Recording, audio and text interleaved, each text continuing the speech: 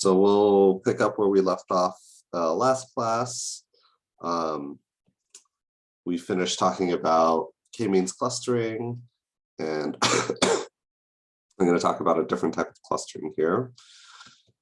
This is known as hierarchical clustering.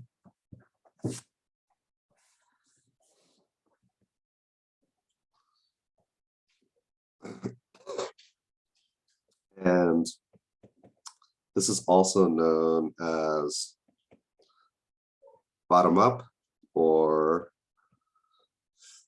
agglomerative clustering.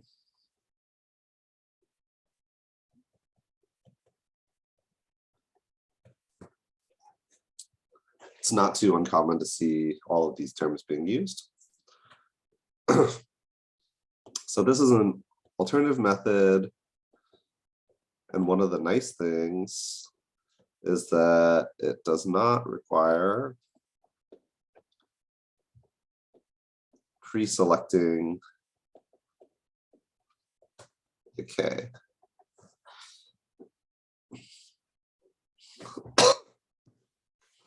So unlike k-means clustering, where you have to ahead of time make a decision about how many groups that you want your data to be divided into, in this case, you can actually make that decision sort of later. So this results in tree-based representation known as a dendrogram.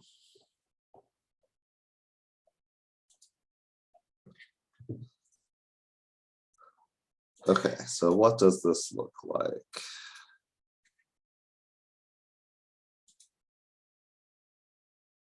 We have something like this.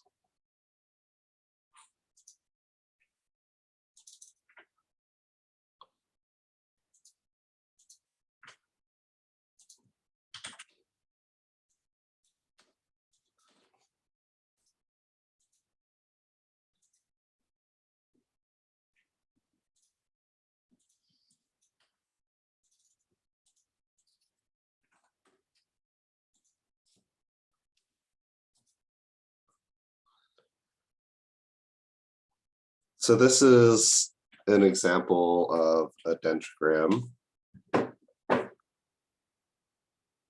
And these points at the bottom, A, B, C, D, these are called your leaves.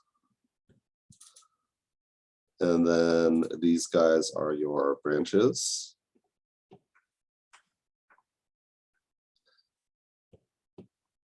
So farther up the tree branches, they'll start to fuse.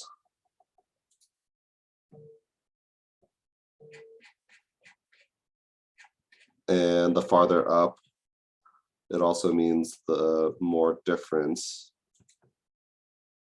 the leaf observations are.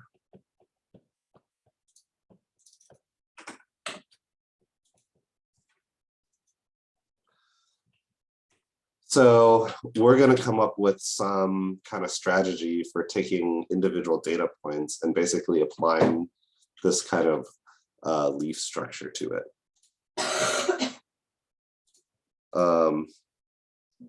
One of the important things to keep in mind is that no conclusions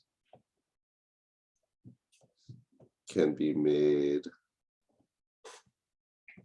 on distances horizontally.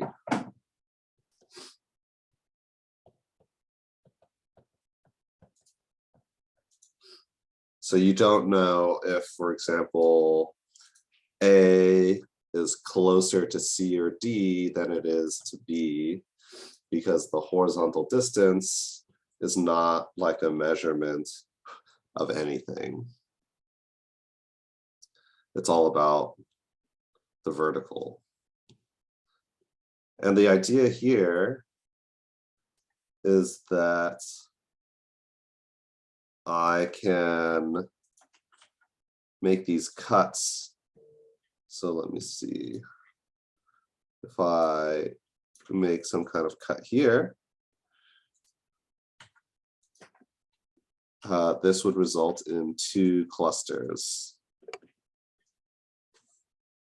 If I make a cut here, this would result in 3 clusters. And so on and so forth.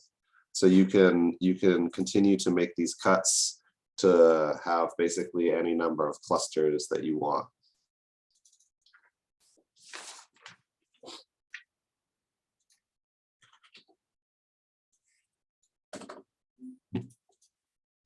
Okay.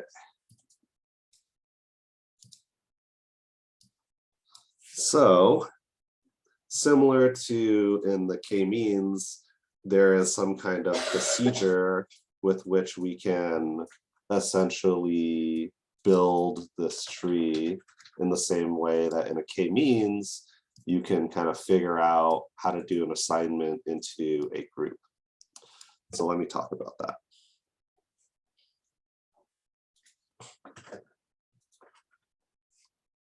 So the algorithm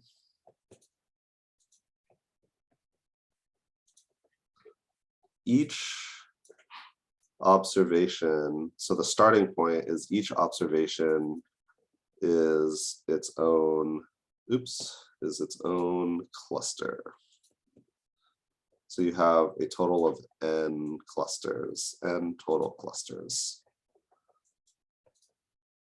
equal to n total data points.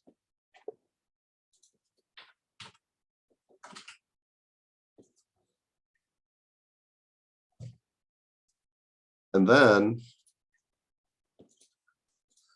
the 2 most similar clusters are fused. So you have n-1 clusters.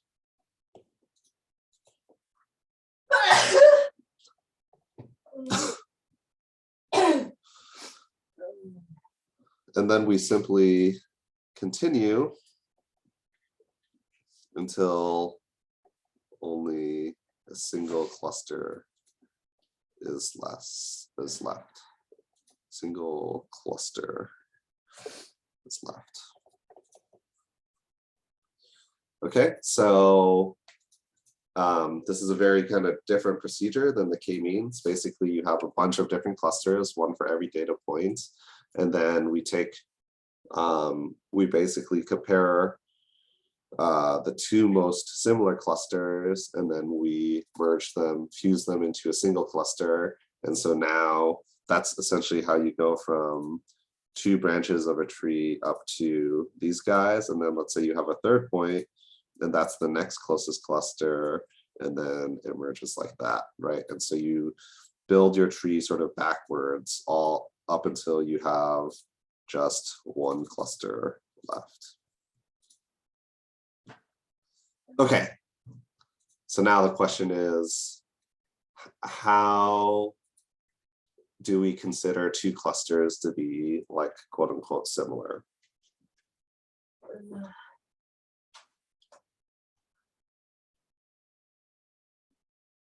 So similarity on the basis of Euclidean distance.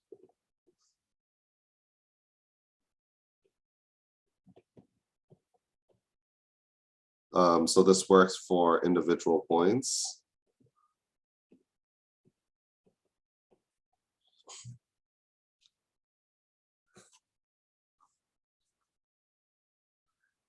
And then you can have, for the clusters,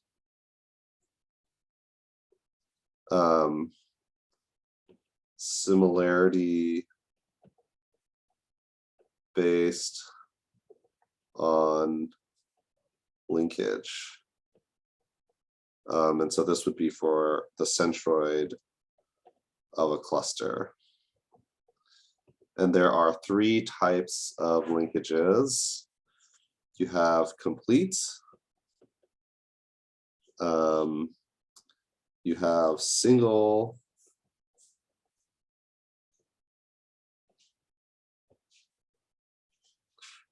and you have average.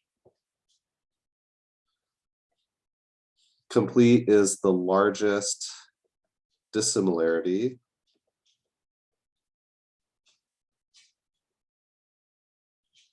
Single is the smallest dissimilarity.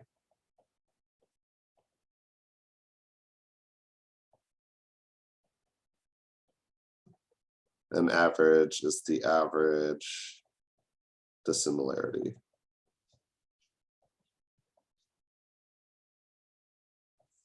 And essentially what you're doing here is you are comparing all pairs.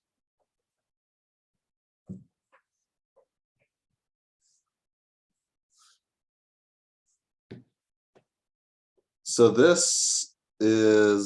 these three choices are essentially determining the way the tree gets built. Okay, and so the choice of doing any one of these three has a really big sort of influence on the construction of the tree. And typically average and complete tend to have more balanced clusters. And what we mean by balanced is that for when you make a cut across the tree, you have similar numbers of observations within each of your clusters.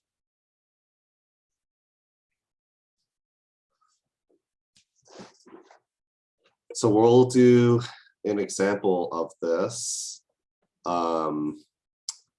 using the same data that we were doing for the k-means clustering last time, and we'll see some of the fundamental differences in the construction of these trees based off of doing it on this complete linkage versus single linkage versus average linkage.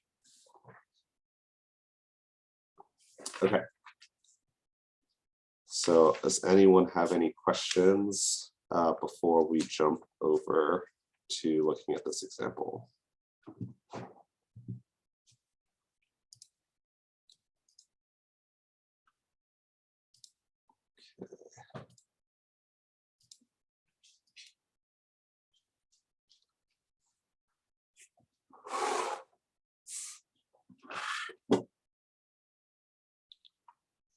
Okay.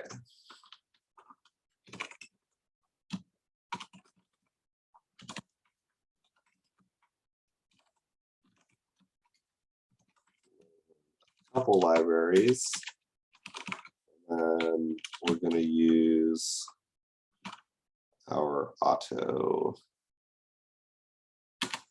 data.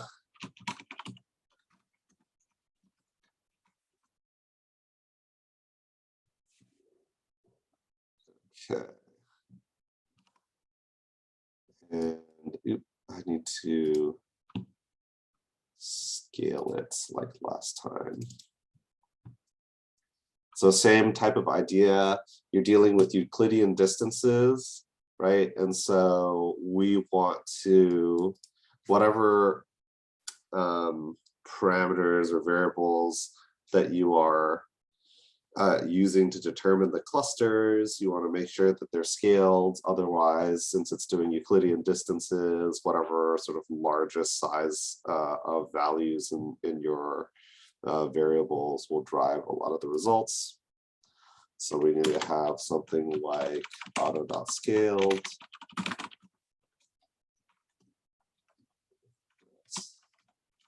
We're using MPG and horsepower from this data set.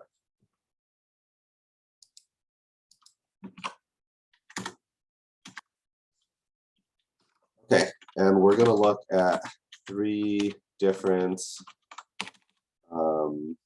hierarchical clustering linkage choices. These are just my 3 that I just mentioned. This is a function called hclust.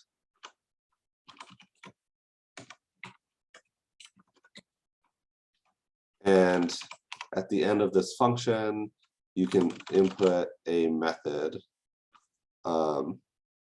which specifies the type of linkage. So the first one will be complete, the second one will be average, and the third one will be single.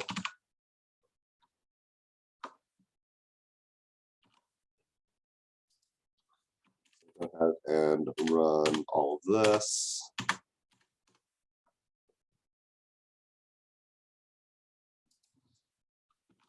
I'm not exactly sure what this looks like. Okay, so here it just gives a couple of information. Cluster method, we're using Euclidean distances. I guess you can use different types of distance measures. Euclidean is the most common. I actually am not even sure what different distance metrics you could use here, and number of objects, 392. So let's take a look at what the tree looks like.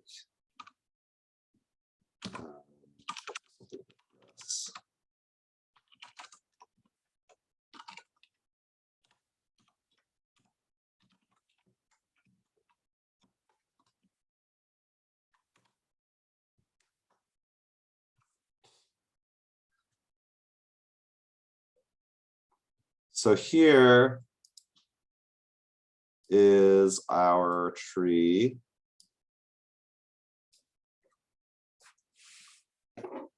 And we can see that it's fairly well balanced.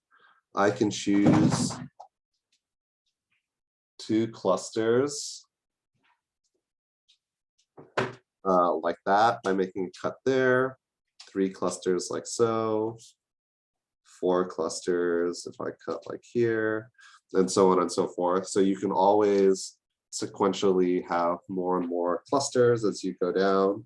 And we can see that it's fairly well balanced. If I choose 2 clusters here, the number of observations in each cluster is fairly similar. Same if you do 3 and 4, and so on.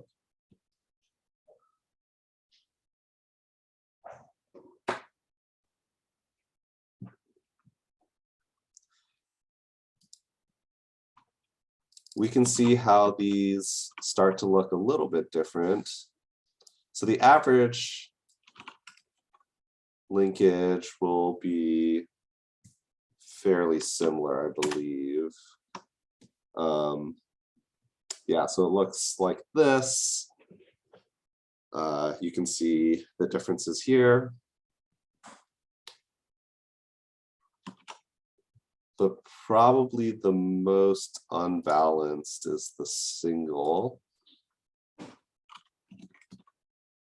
So if we see, yeah. So the way that this decides to do the clustering is, right, so with the single, it's looking at the smallest dissimilarity between the points, so you end up getting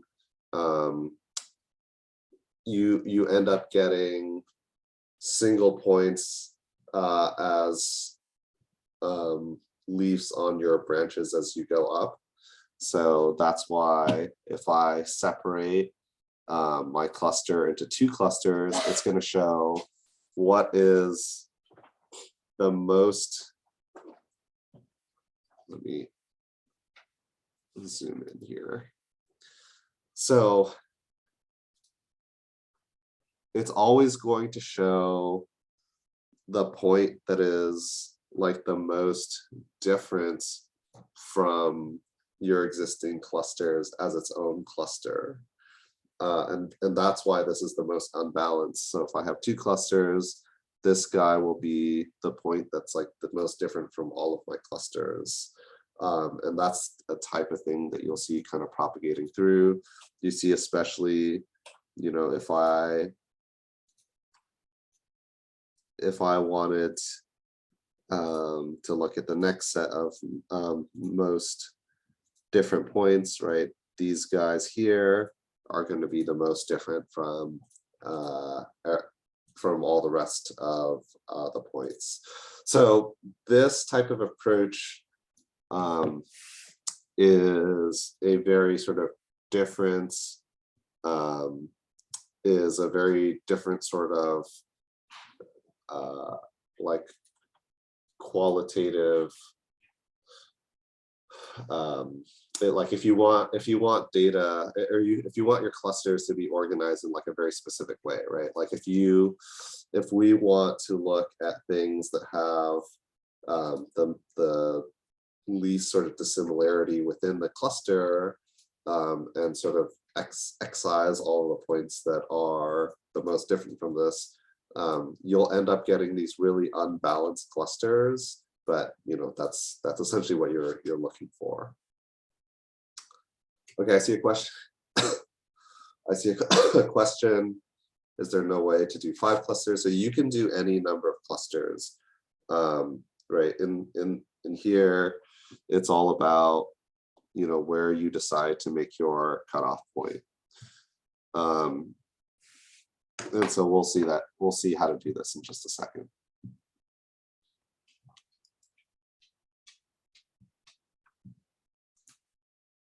Okay, so to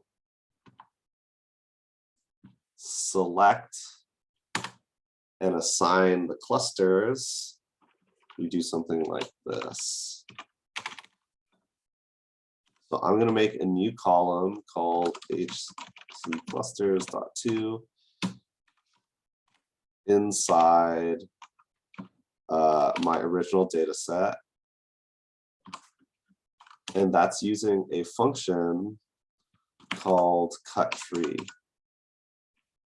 So you're like cutting the tree at a specific branch. If I wanted to cut the tree of my hierarchical clustering that we did for complete, and I just wanted 2 clusters, that would look something like this. If I wanted to do with 3 or 4 or 5 clusters, it would be something like this. So all I'm doing here is, if we look at auto, I'm going to make a couple of columns to see how the data points between, what am I looking at here? MPG and horsepower. So if we're looking at MPG and horsepower and we wanted to cluster these 2 columns, if I had just 2 clusters, where would they be assigned? If I had 3 clusters, how would they get assigned? Right, so if I run this, we should see now in our table, set to update it, there we go. We now see the assignments for each data point, which cluster it would belong in. And I can plot it like we did last time.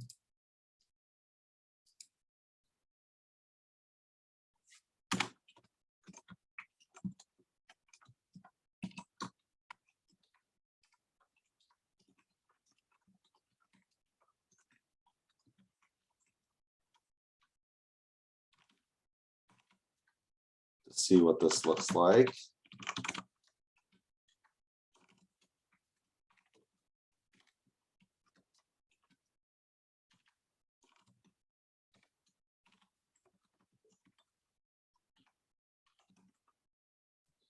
Okay.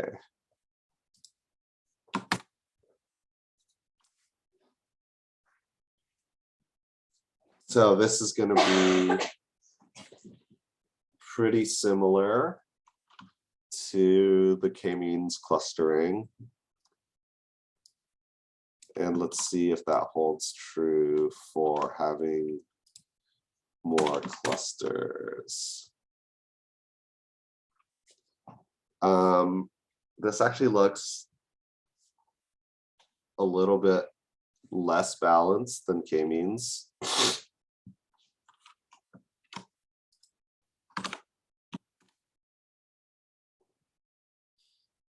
That's with 4 clusters and with 5 clusters.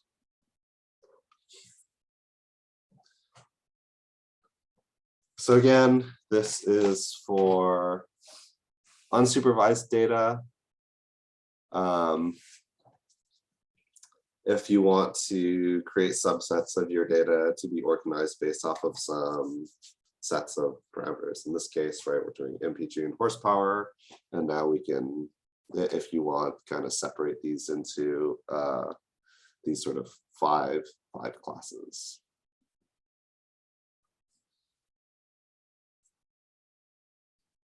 Okay, I see a question in the 2 cluster plot.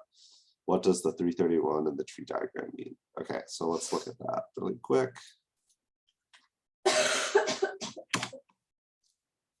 So this is,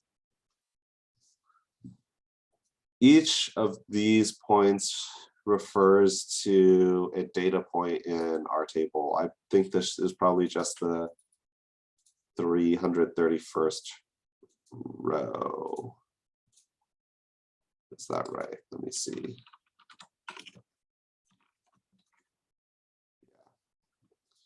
So we could look at what that is. 331. So according to hierarchical clustering using single linkage, the most different vehicle as it pertains to horsepower and MPG is this car here, the Datsun 280. You can kind of tell too, it's got hot, well, actually, not entirely sure. It has a pretty high horsepower and a relatively high MPG, but this is the most quote unquote different point based off of our metric of doing this, you know, smallest dissimilarity when you do the pairwise comparison of your points in your clusters. So it doesn't have anything really to do with the way the plot is color coded. The tree diagram, I mean, it just tells you the most different value, but doesn't like really inform like the way the plot looks like. Well, which plot? The one where you had like the geom points and they were like color coded. So that Like is the k-means clustering plots. Yeah, so here, so let me show you what happens. So if we wanted to cut this particular tree right here and make 2 clusters, that's in the single, so we can do that. So let's show you what happens here. So what I would expect is if I do 2 clusters with a HC single, then this plot here will be 2 colors, and 1 point will be red and all the other points will be green. And that 1 point that's red should be our single point, that 331. So if I do auto HC clusters dot single dot 2, and I'm gonna cut my tree HC dot single with 2 clusters. and then we do ggplot auto. Actually, I can still copy and paste this thing.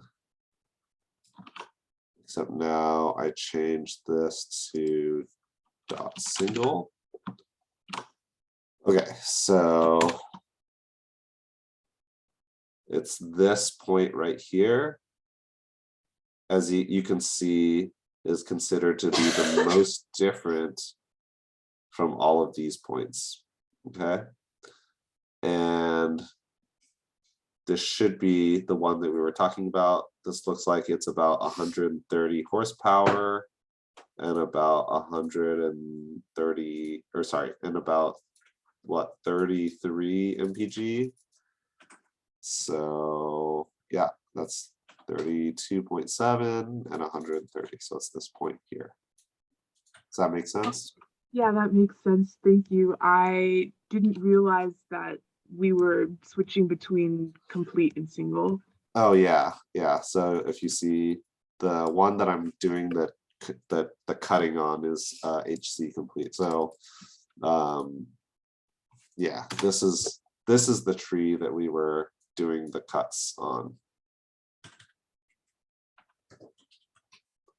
Oh yeah, yeah. Oh yeah. This is the one I meant about, like, is there no way to do 5 clusters? Yeah, But you said there that you can no, it has to be like a horizontal line, right? it's always the way the trees are made. They'll always make it so you can incrementally do as many cuts as will get you. It's just kind of very hard to. It would be something like this. Oh, This would be okay. this would be 5 here. Okay. Thank They you. get like closer and closer. Otherwise, you'd have a huge vertical thing, but you can always cut the branches to have any number of clusters that you want.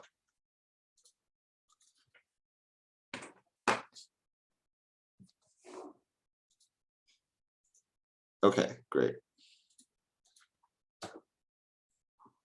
Okay. Any questions?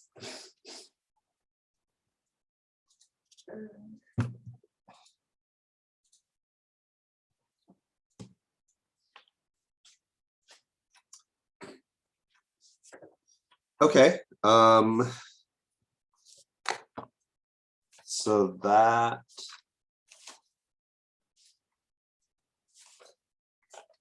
that's going to wrap up our sort of quick examination of unsupervised learning techniques, at least for now. And let me go ahead and move back to the whiteboard.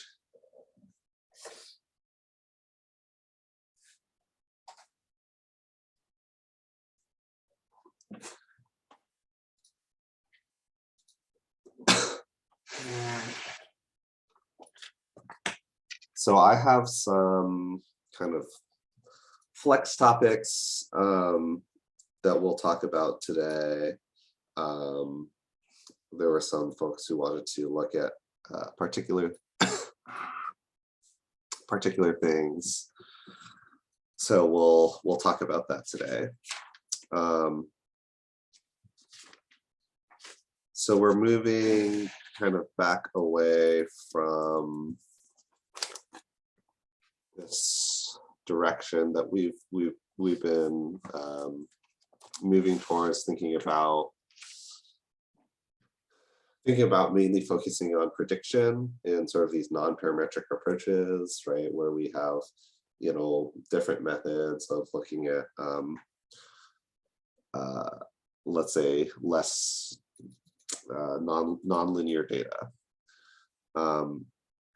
And today we'll kind of move back into thinking about more analysis on trying to do causal types of inferences. and models that are sort of more in line with that, and sort of focusing in on prediction.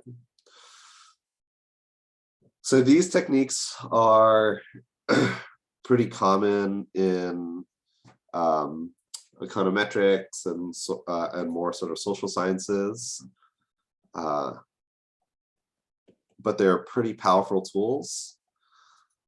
And we're going to look at using fixed and random effects. This is a pretty big kind of 180 divergence from what we're doing. The best way to kind of reorient ourselves is to go back to just thinking about linear models and employing these techniques as ways of addressing sort of specific shortcomings, or using these as kind of powerful tools to enable us to do certain types of analysis better, I would say. So in a fixed effects model,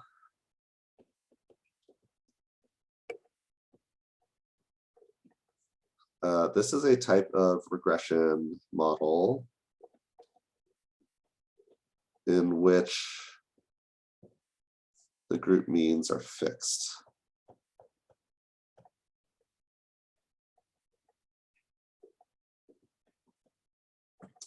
And so what do I mean by this?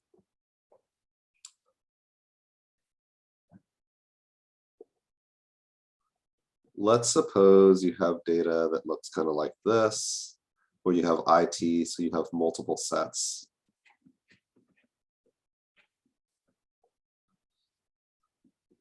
Beta xit, and then you can have this term here. This is your fixed effects term.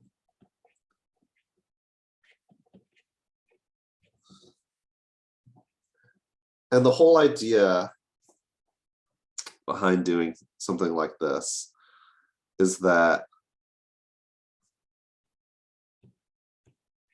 this term is a powerful way of addressing and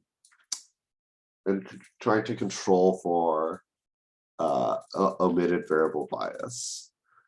So assists in controlling for omitted variable bias.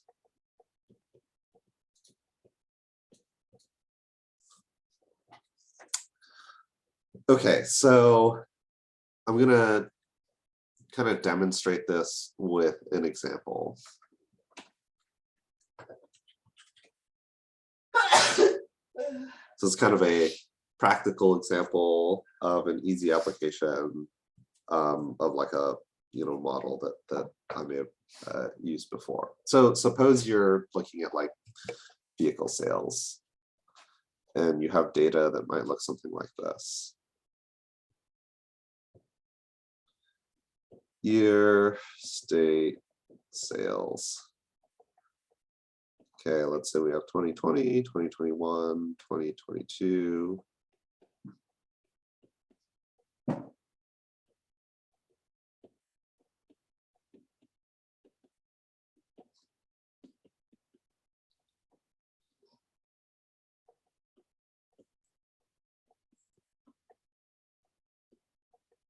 And we have sales that look something like this, where it might be on really different scales between states.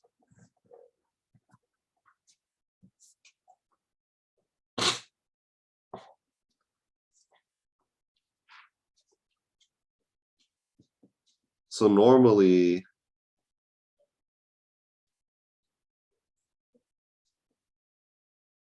you would want something like this. Okay, and then maybe we have a bunch of other variables here. So these variables should vary across both indices.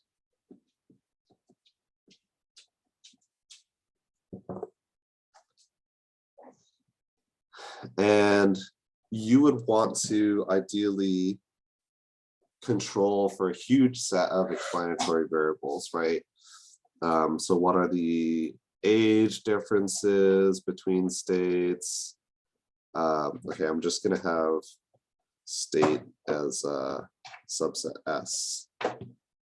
So what is the age differences, my education differences, income differences, like political affiliation. You really want to capture, you want to attempt to capture as many of the sort of differences within your state that are leading, that you have some sense that might influence your outcome, right? And there's always this kind of worry that if you somehow forgot anything, right?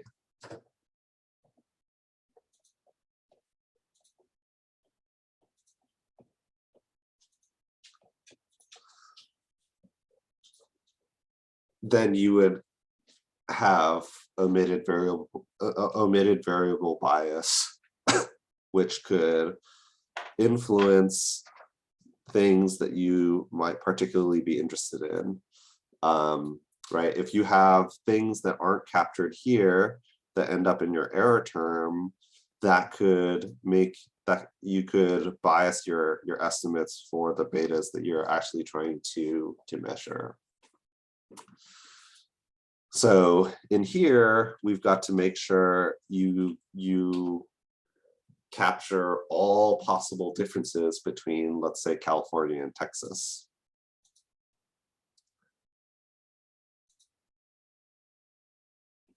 So there's a different strategy.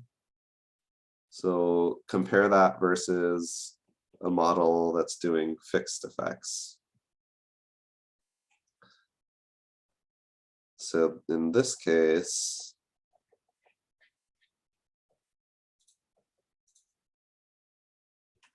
I can have this effect here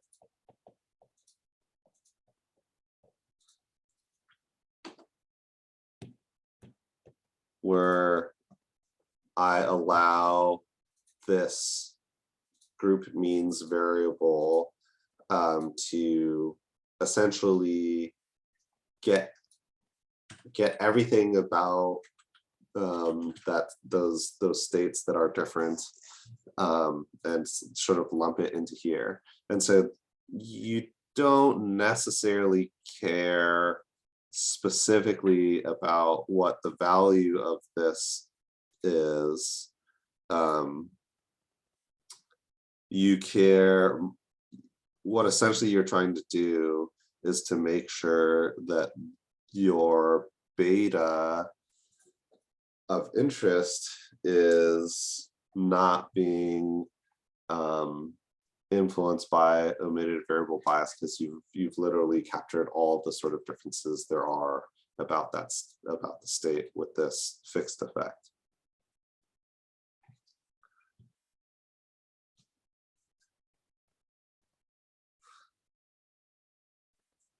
And then there is a random effects model, which is the same as a fixed effects, but group means are a random sample of the population.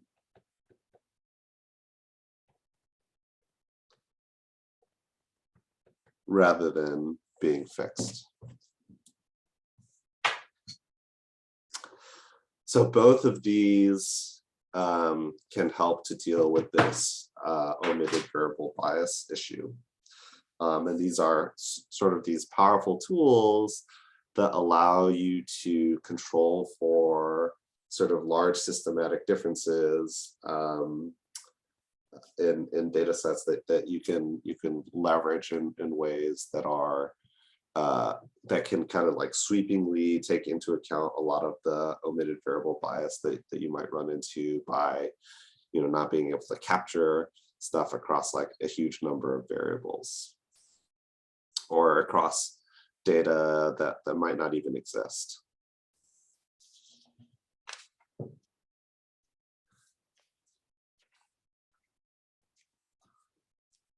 Okay, any questions about this? Hey, Alan, so that top model you have there and then the fixed effects model, so if you're measuring like the fixed effects for each state, how do you still incorporate all of like that red box you have with all of those variables? How do you still incorporate all of those? You don't need to. Yeah, that's the whole beauty of this, is that like if what you're trying to do is like identify factors that are specific. So in this example, if there are factors specific about the state that you might think those differences are leading to that might influence your betas. So like demographics, for example, all of those effects are like lumped into this fixed effects. So all of these things are captured in here. All of those things and more, right? So in your equation, if you were actually like coding this into regression, would you just have that state variable? I guess, how would you code that if you're not including all of those variables? Yeah, all you need to do is include this column, and that essentially captures all of those effects, because it's a way of representing the fact that like that you only that there are some sort of mean effects from these states that are leading to like systematic differences between your groups of data. So in the code, I actually don't have an example for fixed effects, but it would be very, very similar to like having this as just a dummy variable. There are ways, in fact, you could represent it like that, but there are some reasons why you represent it a little bit differently. Let me actually.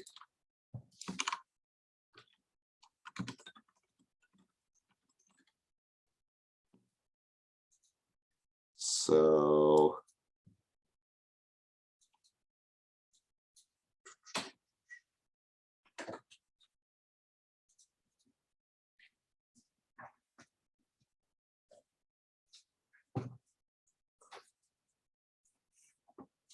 oftentimes,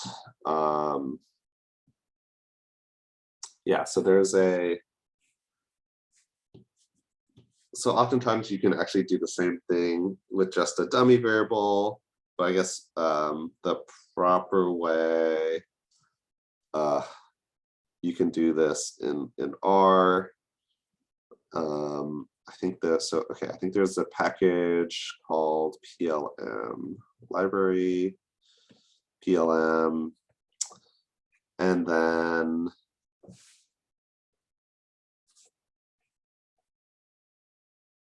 when you run the model, it'll be PLM of your Y on X, data equals something.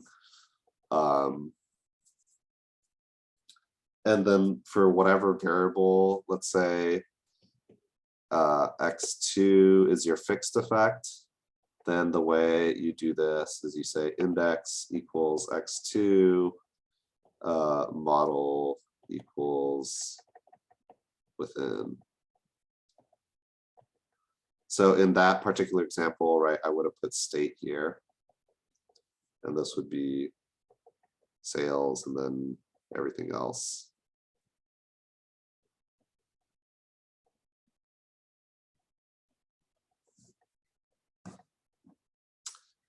Is that kind of what you're asking?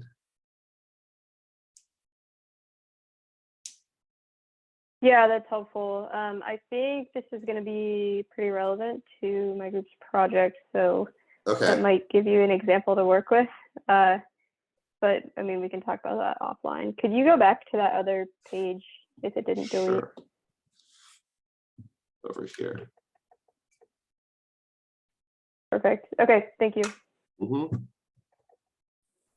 Alan, I have a quick question. Yes. So in this case, do you need all the other like ages, income, those variables to, do you need data for those variables to be over time as well?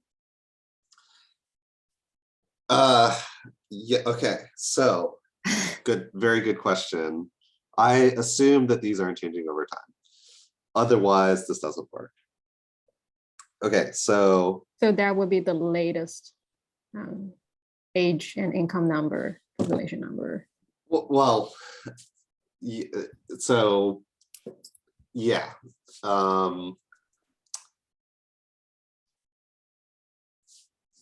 Your fixed effect can't. So let's see. Let me make a new page. Okay. If my outcome I, J, K has these sets, then whatever my fixed effect is,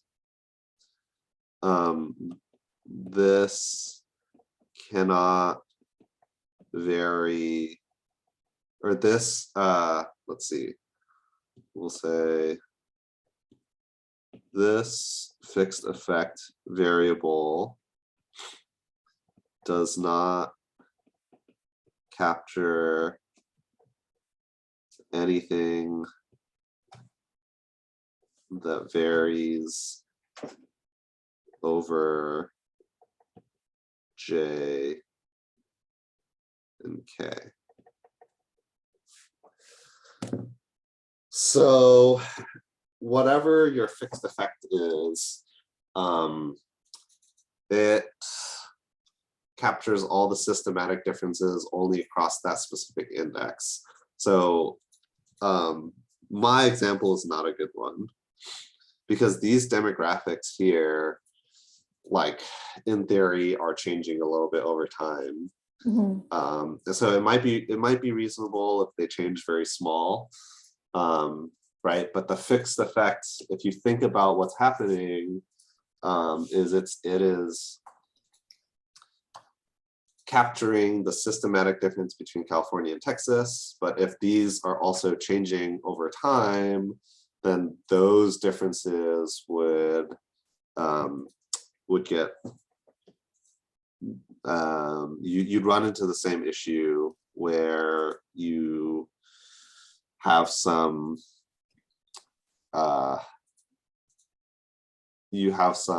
bias with your error term. So if this were S comma year like this, then you would really want to control for these explicitly in your beta axis. Wait, can you repeat that last sentence again? Yeah, so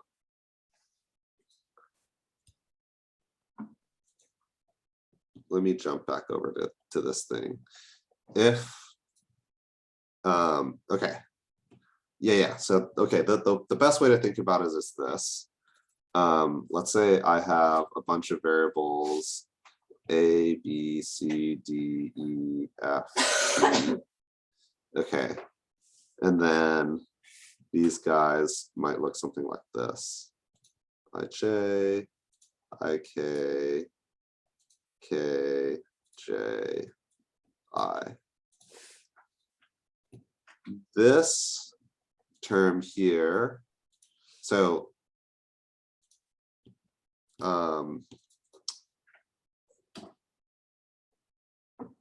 I have a choice of something like this equals beta 1 AI plus beta 2 BI and so on and so forth.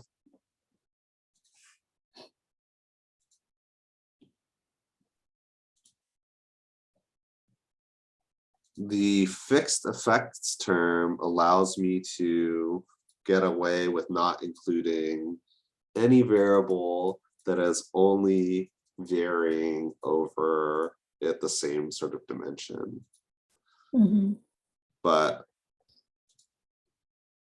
I should be including the rest of these guys here. So this lets me go from something like this into something like this. IJK equals beta Cij plus beta Dik plus beta Ek plus beta Fj plus alpha I, and this alpha I here covers these three effects. And not only that, like let's say there are a bunch of other variables that you don't have data on.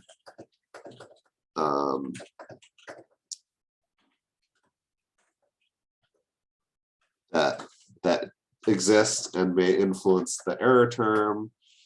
These guys are also captured by alpha I, which is that's the power behind the fixed effects. Okay, Yeah. got it. Thank you. Uh-huh.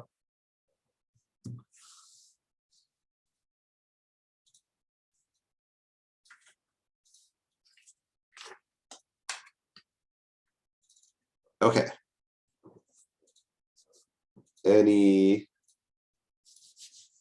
other questions?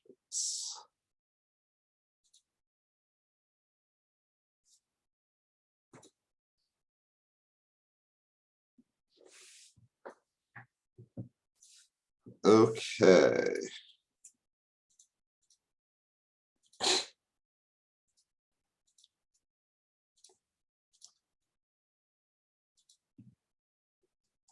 So this is kind of a build-up to get to, I think, what was being asked about, which is linear mixed models. Okay. So this is an extension of linear models that allow both fixed and random effects.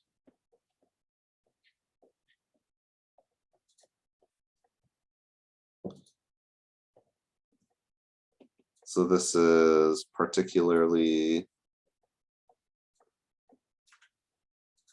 suited for data in a hierarchical structure.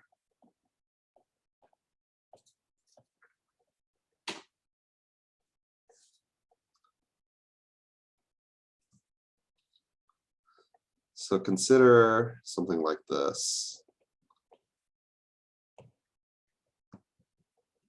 X1 and Y.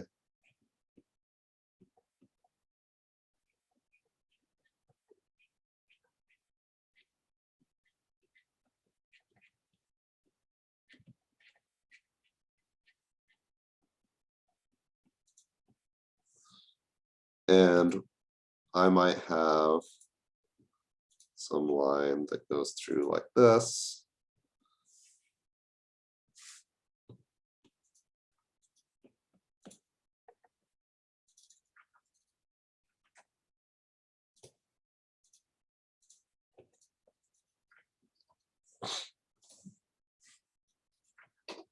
But maybe we have x2 as having categories of points that look something like this. So if I were to draw this graph again with x2, it might look something like this.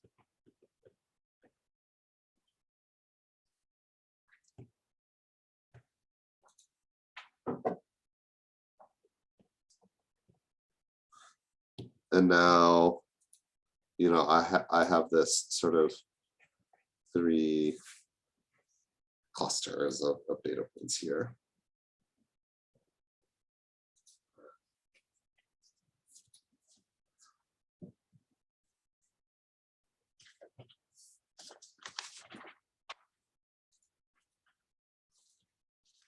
So this is kind of an important nuance of these models. So can't we just control for x2? And the difference is we want to know the effect of x1's, we want to know the effect of x1 given x2's variation, not the effect of x2. And that leads us to approach this modeling in a slightly different way.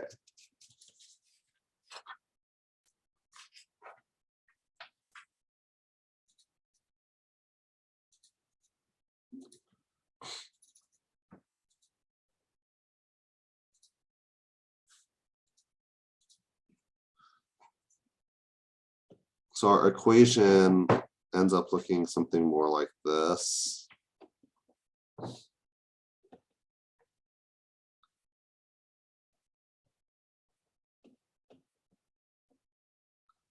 And this is the random effects term.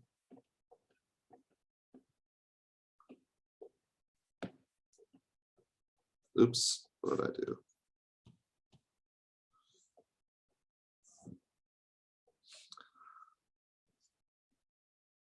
So we generally don't estimate U like we do with beta. Instead, it is assumed that U is normally distributed with 0G, where G is the variance covariance matrix of the random effect.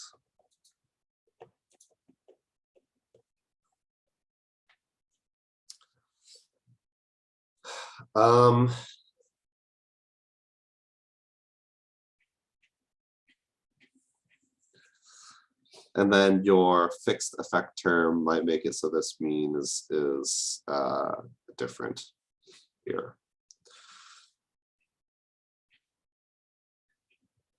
So what the heck does all this mean?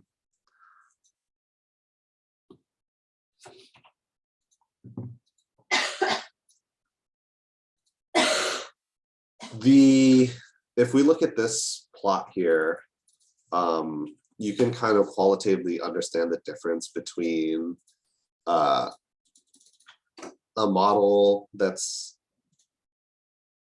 controlling for the random and fixed effects on the right hand side compared to if you had just had y equals beta times x1 plus beta times x2, right? So if you think about what that would mean, if you just included both terms, then there would be some kind of influence on your x1 slope, controlling for these three sort of groups, right? But when you think about the sort of controlling for the fixed and random effects, you are looking for how x1 is affected by essentially the location. Okay, so the location of your x2s as well as the variation of the points within the x2. So your x1 can actually be adjusted based off of how we think x2 values are sort of being taken. And so that's the sort of main difference here. It's almost like there is this set of like interaction terms between your x1 and x2, and there are lots of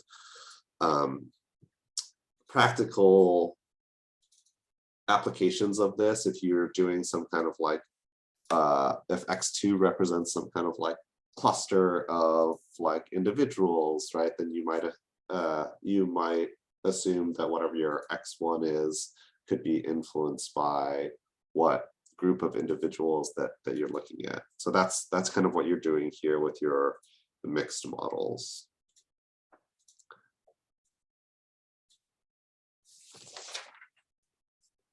Okay, any questions about this?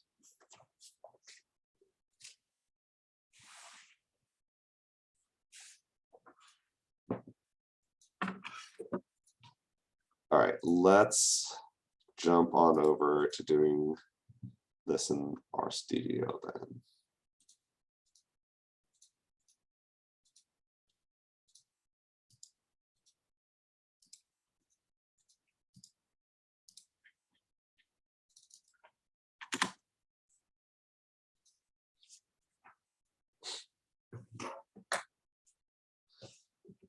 Okay, I have put on Canvas under this lecture a weird data set. This is called Dragons Are Data. Someone put this really kind of nice tutorial together for linear mixed models, and they had this fake dragons data set that they made. So you guys can go ahead and download that if you don't have it already. And then we can take a look at what this data looks like.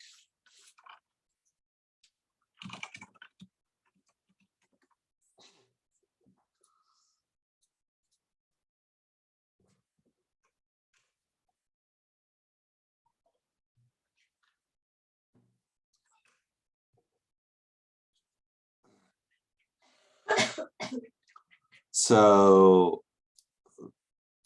there are a couple different variables here. There's test score, body length, mountain range that they're from, and site that they're from. I'm not exactly sure what the test score is supposed to represent, but I guess it's some kind of measure about the dragons. But we should be able to see kind of the difference between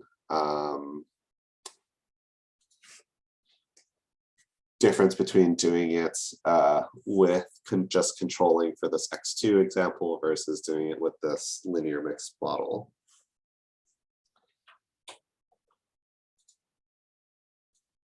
So the first thing I'm going to do, I'm going to create another column, body length 2, which is a scaled version of body length.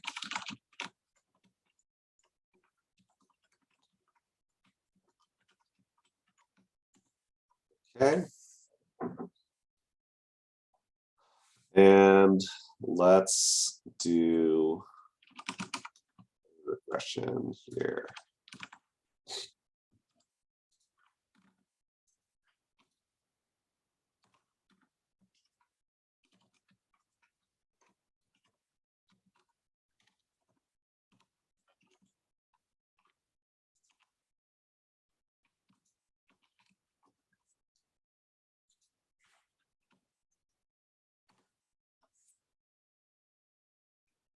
And let's have a look at these results.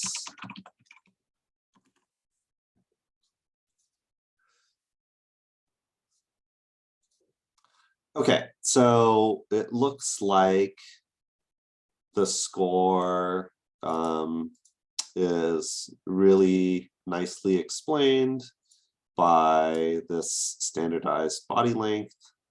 And there's also this intercept value, and it's all statistically significant. So let's take a look at here.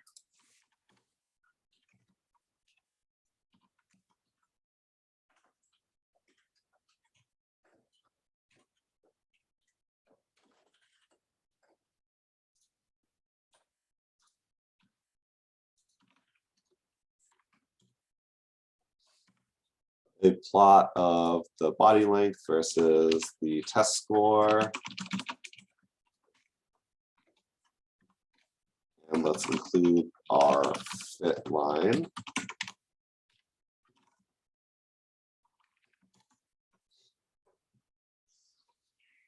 Okay.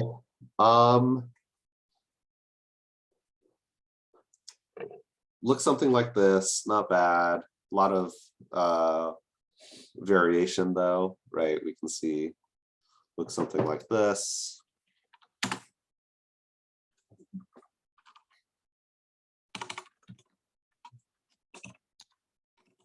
And now let's take a look at this as it relates to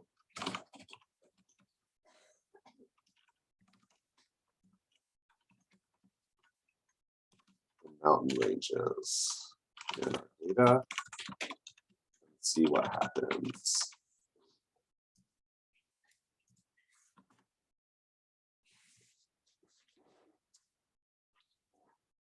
Okay, so we can see looks something like this.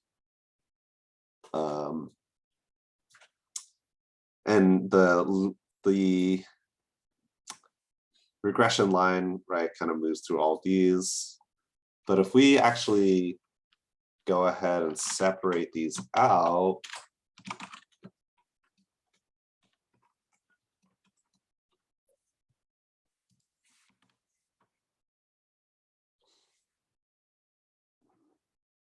you can see how the fit of our body length versus test score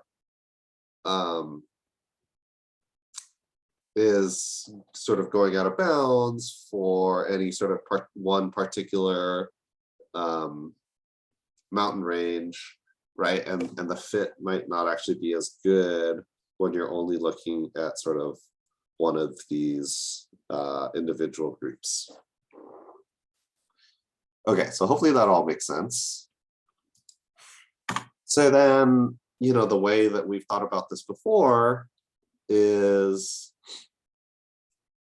okay, why don't we just include the mountain ranges as another sort of explanatory variable? So we can do that. So I'm going to run the regression again.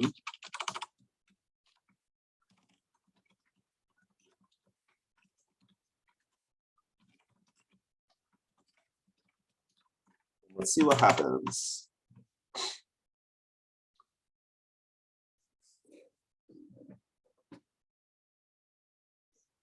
So what you see here is that most of the effect is sort of completely taken up by the dummy variables sort of being defined as your mountain ranges, and our body length is no longer significant. But the problem is that we don't want to quantify test scores based off of the mountain ranges. You simply want to be able to control for the variation that you're seeing from the mountains. And we consider those to be these sort of random factors.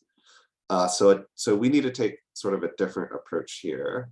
And that's where the linear mixed model comes in.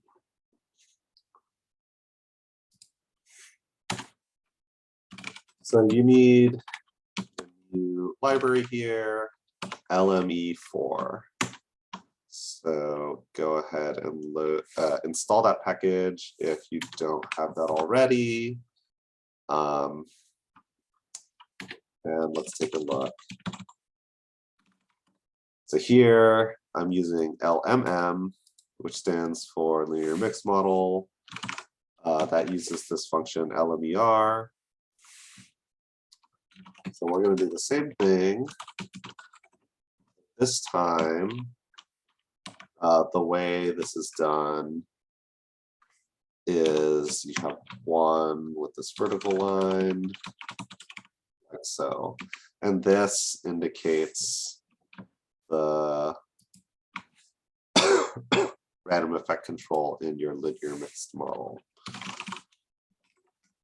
We run this.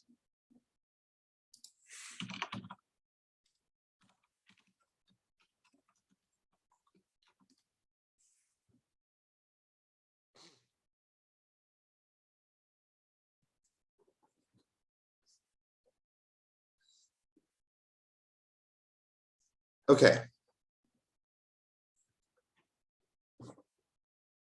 So if we say the mountain range is kind of your fixed or your random effects here, we can see that those are being controlled separately, and then your fixed effects parameters have these sort of values, and now our body length looks something like this when you have controlled for the random effects of your different mountain ranges. And the thing that you'll note here, so in this case, it's still not statistically significant, but we can compare our estimate here, and you do see sort of a larger effect in the body length, and you can kind of see that visually too here, right? When we think about controlling for the variation of these guys, the effect of your body length on your score is still kind of playing some kind of role, but we're not sure that it's that important or making that big of a difference in the test score. So that's essentially the sort of difference in approach, especially if you want to get at sort of causal mechanisms of a variable of interest and controlling for and and identifying other variables as things that are contributing to these like group variation effects, right? Either by these mountain ranges or, you know, in the other examples I was giving with like the state level randomness. And this is a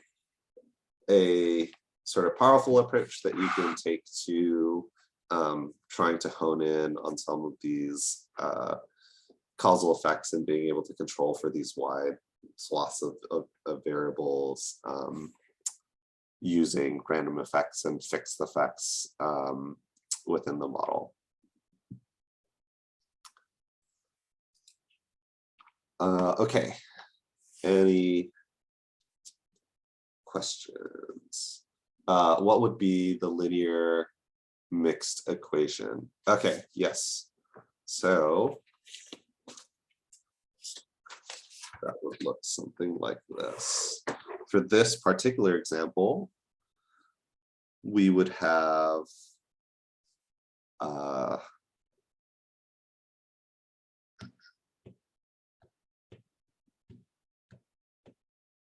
test score is equal to beta 0, our intercept, plus beta 1 times our body length. It's the scaled body length. Okay, plus I think the typical notation is something like U. So this would be U1 times mountain range.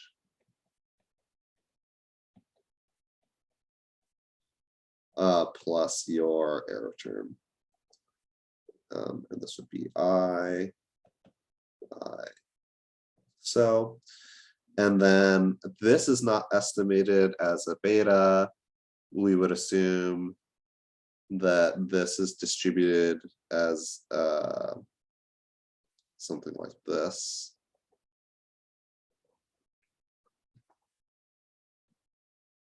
So this would be your linear mixed equation. It would look something like this.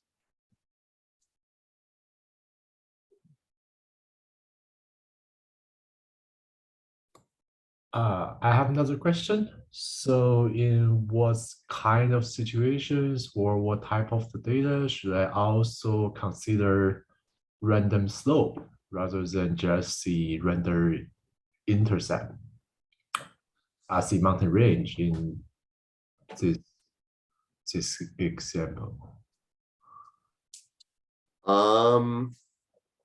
I think that has to do with the data, right? So if you think the random effects are based off of like a continuous variable, then you could describe it. You could describe the random effect of a slope for that variable rather than here, which would be more kind of like sets of intercepts. Okay, thanks.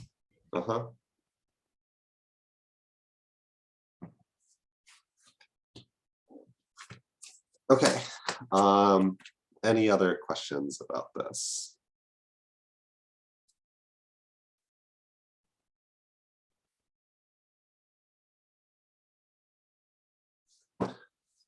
Okay. Let's see. I think actually we'll end a little bit early today. Give my voice a little bit of a rest.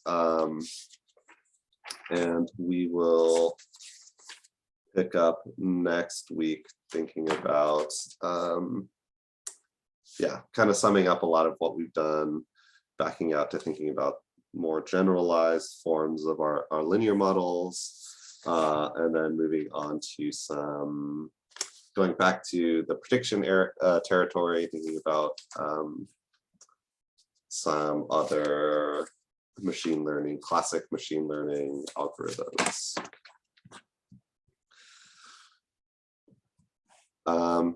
Okay, great. So let's end here for today.